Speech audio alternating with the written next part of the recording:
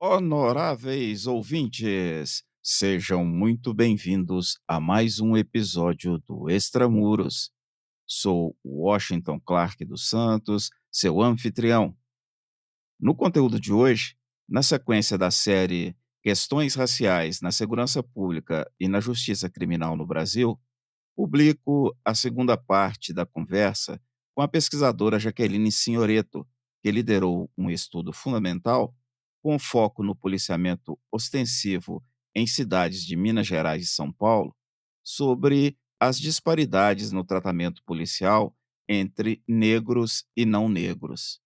Retornando à nossa conversa, professora, há dados confiáveis que permitem comparar as principais características do perfil dos presos em flagrante e dos mortos em ações policiais? Como esses dados possibilitam a compreensão do foco da atuação policial no controle do crime em cada estado? Eu mencionei que os dados sobre mortos em ações policiais são os dados mais confiáveis que a gente tem, porque, enfim, a morte acaba, em algum momento, passando por um registro público, ou atestado de óbito, ou boletim de ocorrência, aonde as características físicas da pessoa que morre vão ser registradas: idade, cor da pele, sexo, e o local de ocorrência, as circunstâncias, são os dados que são mais disponíveis para análise. Isso não quer dizer que todo boletim de ocorrência, ou todo laudo necroscópico, ou todo atestado de óbito seja preenchido da melhor forma possível. Quer dizer, precisaria, claro, ter um investimento muito maior em sempre investigar as situações de morte, né, e sempre passar por vamos dizer, uma revisão dessas características para melhorar, né, o conhecimento desses casos, mas muitos casos não são investigados, né, muitos casos acabam sendo arquivados já no momento do boletim de ocorrência. Tem casos de mortes em decorrência de ação policial, que a gente sabe que os laudos necroscópicos também não são muito detalhados, né, enfim, a gente sabe as condições em que a perícia criminal no Brasil, né, é realizada por falta de condições de trabalho mesmo, né, e muitas vezes não é possível realizar um trabalho mais detalhado. Então, são os dados mais confiáveis, o que não quer dizer que a qualidade desses dados não pode, não deve ser melhorada com investigação e com, vamos dizer assim, um investimento maior em perícia técnica, né.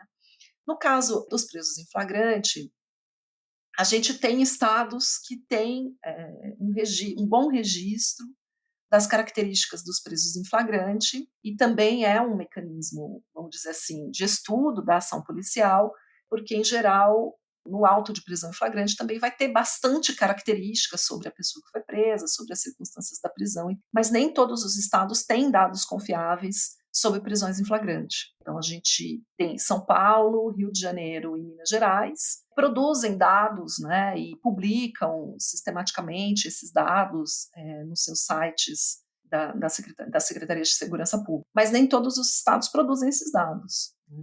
E os dados que a gente menos tem conhecimento sobre cor raça são os dados sobre abordagem. Às vezes as polícias fazem algum tipo de registro, mas esse registro dificilmente é público, e em muitos casos não contém muitos detalhes, né, sobre a abordagem, como, por exemplo, cor da pele, ou registro de informações mais detalhadas, né, que levaram o policial a considerar a pessoa suspeita e a abordar. Então, a gente tem uma dificuldade, sim, de compreender a ação policial a partir das estatísticas criminais, porque essas estatísticas, elas têm um problema de registro, elas não são uniformizadas, os estados não trabalham com as mesmas categorias, as polícias não têm os mesmos procedimentos para fazer esses registros. Então, é um campo que a gente tem muita dificuldade de pesquisar, e, vamos dizer assim, falta muito ainda para as nossas polícias se tornarem transparentes em relação às suas ações. E poder, né, trazer os elementos para que a sociedade tenha muita clareza ao diferenciar o que é uma abordagem realmente motivada por elementos comprováveis, né, e elementos objetivos, e o que é uma abordagem motivada por preconceito racial. Enquanto a gente não tiver elementos, né, suficientes para que a gente possa ter maior conhecimento dos casos em que o uso da força, né, foi absolutamente necessário para defender a vida do policial, para defender a vida de terceiros, né, e aqueles casos em que houve abuso da força policial, sempre a polícia vai ficar numa zona cinzenta, a atividade policial vai ficar numa zona cinzenta, né, ou a polícia vai ser acusada injustamente de ser sempre violenta, ou a polícia vai ser defendida também em bloco, assim, do tipo, a polícia age sempre dentro da lei. Nem sempre, né, os policiais vão agir dentro da lei e nem sempre os policiais vão abusar do uso da força, né? Só que hoje, no Brasil, a gente não tem dados, né, confiáveis que nos permitam diferenciar uma situação da outra, para que a gente pudesse avançar no controle da ação policial e até avançar no controle do crime propriamente dito, a gente precisaria, né, ter um conjunto de dados muito mais preciso sobre as circunstâncias em que a polícia age, em que ela é chamada a agir, para que a gente possa ir formando, né, uma imagem muito mais precisa dos casos em que os policiais agem no estrito cumprimento do dever e no caso em que os policiais abusam da força ou usam a força de maneira preconceituosa ou de maneira a atender interesses pessoais dos próprios policiais, que seriam, por exemplo, casos de corrupção ou casos de envolvendo, enfim, ações ilegais, né, e que a gente tem muita dificuldade de pesquisar e de perceber, porque não existe um registro sistemático dessas informações. De que forma a percepção que os policiais possuem acerca das relações raciais no cotidiano do relacionamento com a comunidade, principalmente durante as ocorrências, é abordada em suas pesquisas? Olha, eu preciso dizer que não é um tema fácil de investigar, né. As relações raciais no Brasil, embora seja um país racista, embora seja um país que a gente vê que todas as estatísticas econômicas de emprego, escolaridade, etcétera, elas sempre vão mostrar o privilégio branco e a desigualdade com que os negros são tratados, né, a posição no mercado de trabalho, a posição na escola, a posição, né, nos locais de habitação, as doenças, enfim, todo lado que você vai olhar as estatísticas sociais a respeito das nossas relações raciais, vão mostrar, né, o prejuízo da população negra em relação às políticas públicas, ao mercado, né, enfim, ao conjunto né, das relações sociais. Contudo, a nossa tradição cultural, ela nega a existência do racismo e ela, por outro lado, considera o racismo um crime. Desde os anos 50 o racismo é crime, né, existem as leis aí que foram criminalizando cada vez mais tipos de situações em que o racismo se manifesta. E se você perguntar, né, para qualquer pessoa, em qualquer situação, né, a respeito do racismo, a manifestação das pessoas sempre vai ser de dizer: "Nossa, que horror, racismo é crime, sou contra racistas". As pessoas que estudam relações raciais no Brasil, elas costumam fazer uma brincadeira que o brasileiro, ele é uma pessoa, né, antirracista, mas que é cercada de racistas por todos os lados, né. Então diz assim: "Ah, você é uma pessoa, né, você se considera uma pessoa racista?". "Não, de jeito nenhum, racismo é crime". Longe de mim, Deus me perdoe de ser racista, porque o racismo é uma coisa horrível e tal. Mas você conhece pessoas racistas? Não, sim. Você já presenciou situações em que houve piadas racistas, dizeres racistas, né, conflitos em relação a isso? Ah, sim, claro, né, muitas vezes. As pessoas falam até de pessoas próximas que manifestam, eh, características racistas e que estão muito próximas. Então é muito curioso a maneira como a gente lida com as relações raciais no nosso país, porque é um paradoxo. Ao mesmo tempo, a gente reconhece que existe o racismo, que o racismo é prejudicial, que as pessoas negras são prejudicadas pela existência do racismo, mas, por outro lado, a gente tem muita dificuldade, né, de olhar mais a fundo essas questões, né, e fazer uma autoanálise e reconhecer aonde e quando nós mesmos, né, estamos tendo atitudes dessa natureza. E os policiais não são diferentes, né, do conjunto da população. Só que a diferença é que é bastante difícil a gente entrar nos meios policiais para fazer um estudo de natureza social.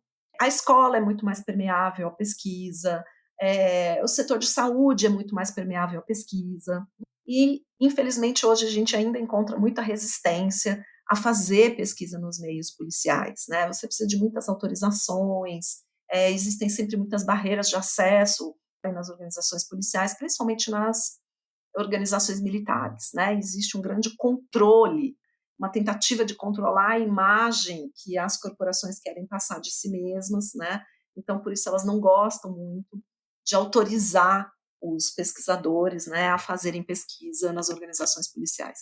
Então, a gente tem bastante dificuldade de fazer entrevistas ou de estar em boas situações de pesquisa junto com os policiais. A gente acaba usando muito conhecimentos pessoais que a gente tem, familiares, amigos, pessoas que estudaram com a gente, pessoas que a gente vai encontrando, né, na nossa própria atividade policial, policiais negros que leem as nossas pesquisas e que nos procuram, e que se deixam à disposição e que nos apresentam outras pessoas. Então, fazer pesquisa em geral depende muito dessas redes de relacionamento e de confiança que a gente vai estabelecendo, né, com policiais que vão entendendo um pouco mais a importância de fazer pesquisa. Os policiais tendem a condenar o racismo, né? Eu nunca ouvi um policial falar abertamente, eu sou sim racista. Em geral, os policiais se declaram antirracistas, eles reconhecem que o Brasil é uma sociedade racista, que o mercado de trabalho prejudica as pessoas negras, que as políticas de habitação, de educação, de saúde tendem a desprivilegiar os negros, que a maioria da população negra vive sim em condições muito desafiadoras economicamente, né, que existe uma injustiça racial, né? A maior parte assim dos policiais que eu já entrevistei tem um grande reconhecimento da existência do racismo no Brasil, inclusive entre os policiais brancos, né? E falam muito abertamente, né, das relações de amizade, de parentesco, de vizinhança com pessoas negras. Então, eles tendem a se considerar como pessoas não racistas. Mas quando a gente começa a olhar, né, aquilo que a gente pergunta, por exemplo, né, como é que você considera uma pessoa suspeita? Onde que vem essa sua percepção? A gente vai vendo que isso depende muito, né, dessas percepções individuais, né, que os policiais acabam mobilizando e que elas são muito permeadas pelo preconceito. E, na verdade, a discussão, né, da suspeição,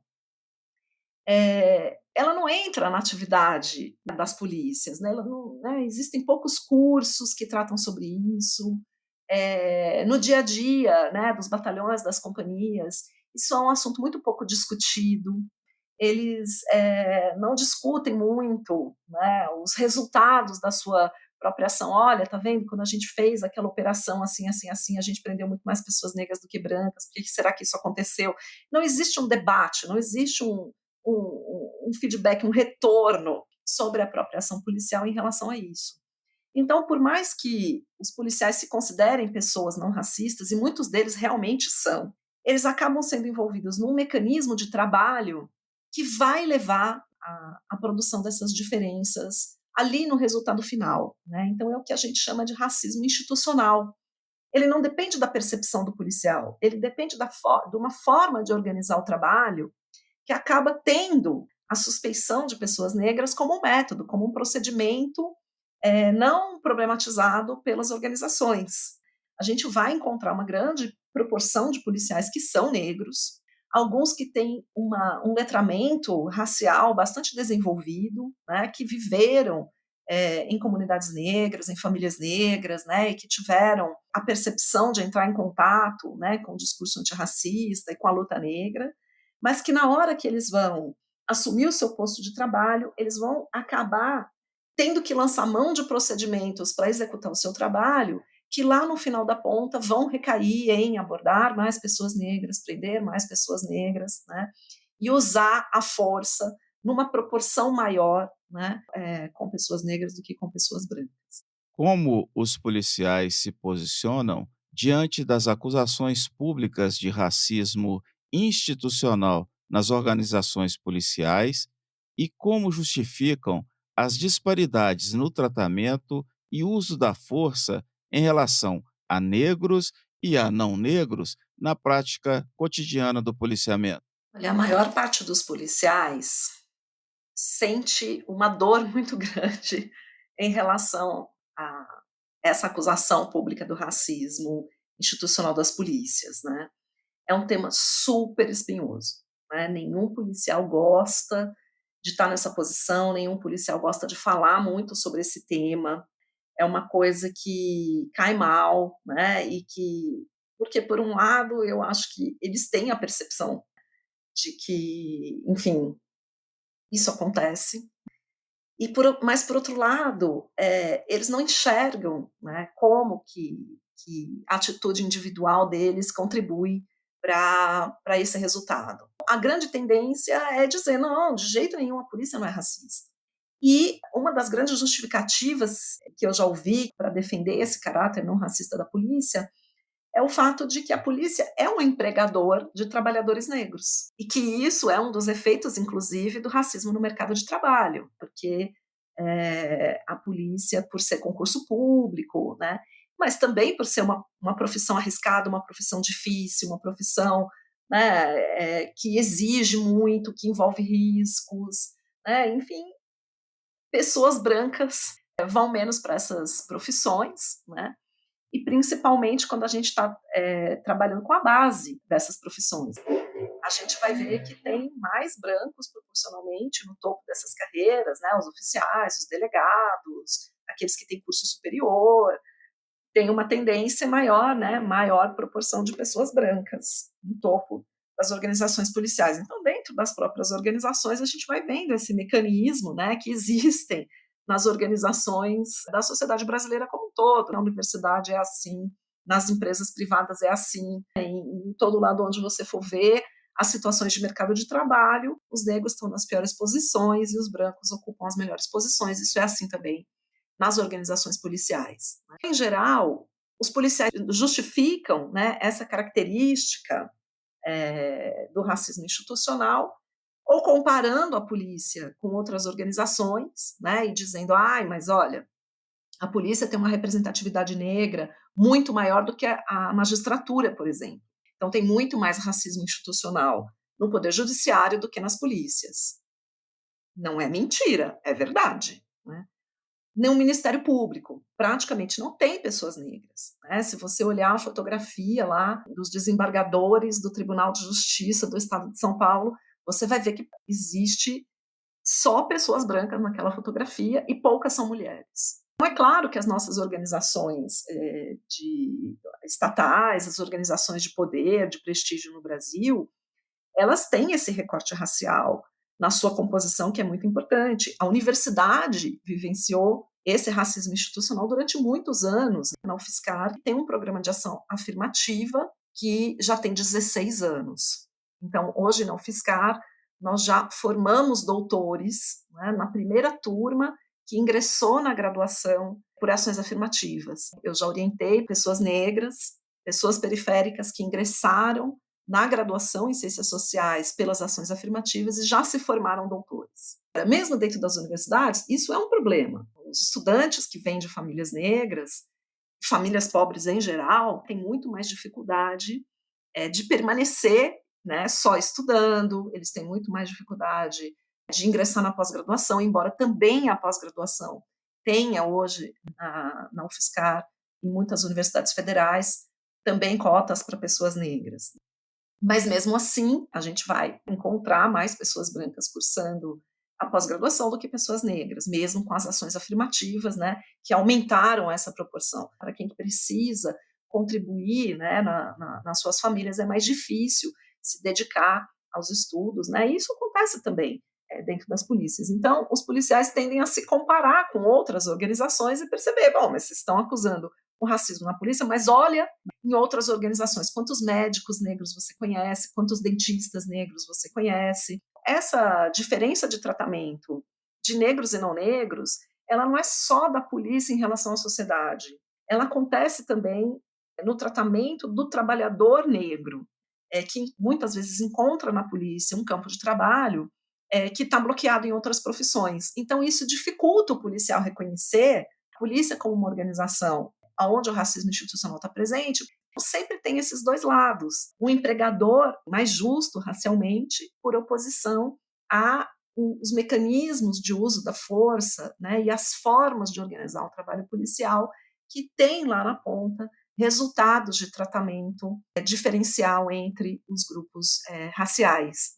As situações de violência e abuso policial, né, elas vão ser mais frequentes quando a pessoa negra está sendo abordada do que quando a pessoa branca. Mas isso realmente não desfaz o fato de que essas organizações policiais têm uma composição racial bem mais democrática do que muitas outras organizações dentro da sociedade brasileira, dentro e principalmente fora do Estado. Quais são os mecanismos de racialização de suspeitos identificados pelos policiais e como esses saberes orientam o policiamento? Bem, os mecanismos de racialização, eles estão presentes nessa necessidade que os policiais têm de, para exercer o trabalho de policiamento, se amparar na ideia de suspeição.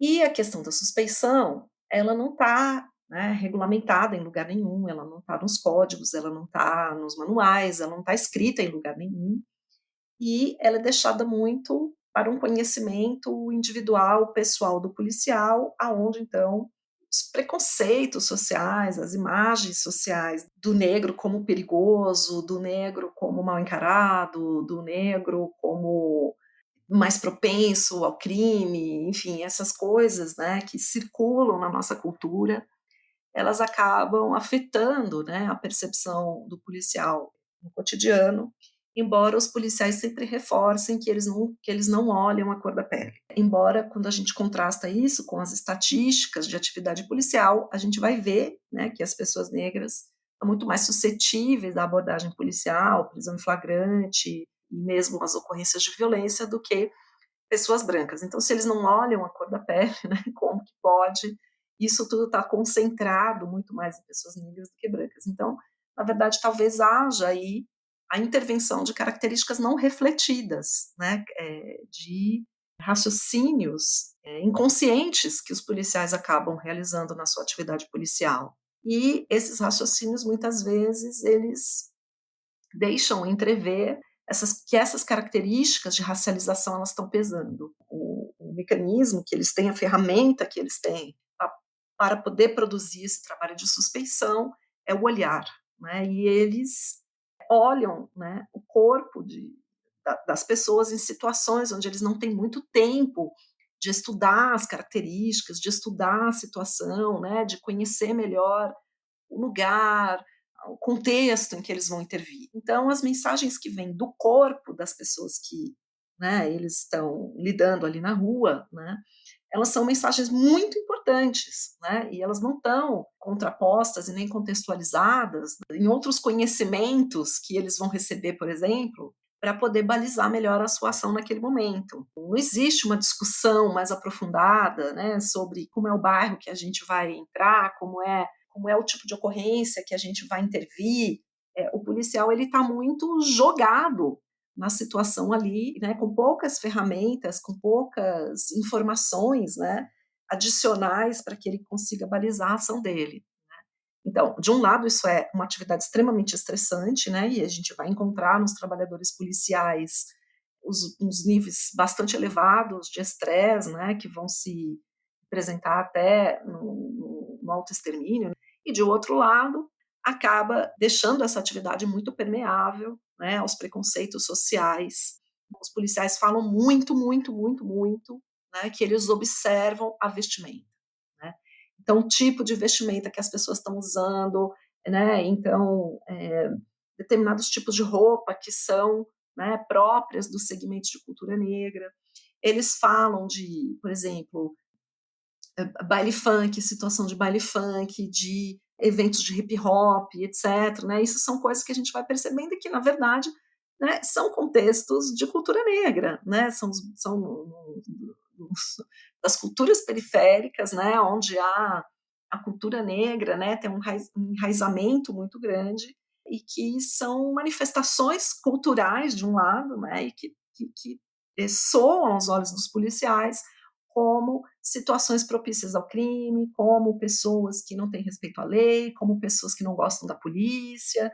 Então tem essa, né, essa resistência, manifestações culturais negras, onde eles já entram com o pé atrás. Eles falam bastante da postura corporal, do olhar, das características faciais, que é uma coisa que eles prestam bastante atenção.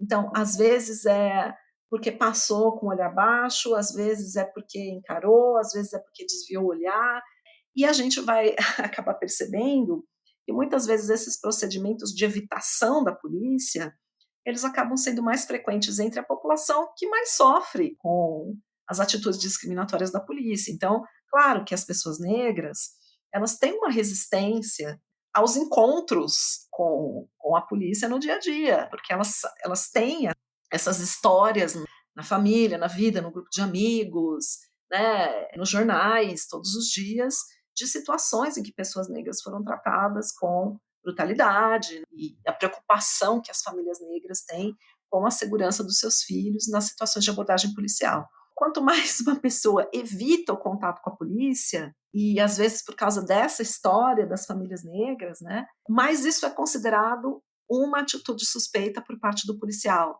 Então, às vezes, a pessoa está fazendo isso não é porque ela está envolvida numa atividade criminal, mas porque muitas vezes ela tem uma experiência social ali de que o encontro com a polícia é uma situação negativa. E às vezes o fato dessa pessoa desviar o caminho, desviar o olhar ou demonstrar um certo nervosismo na presença da polícia é o que vai fazer a polícia considerar aquilo uma atitude suspeita e fazer uma abordagem exatamente sobre aquela pessoa que teve uma atitude de evitação da situação policial, ou o contrário, né, encarar a polícia como, né, quem não deve não teme, e acaba se tornando, aos olhos dos policiais, indício de uma atitude suspeita. Honoráveis ouvintes, faremos uma nova pausa nesta esclarecedora conversa. No próximo episódio, concluiremos a trilogia com a professora Jaqueline Senhoreto. Sou Washington Clark dos Santos, seu anfitrião, apresentando a série Questões Raciais na Segurança Pública e Justiça Criminal no Brasil. Acesse nosso website e saiba mais sobre este conteúdo. Será um prazer ter a sua colaboração. Pela sua audiência, muito obrigado e até a próxima.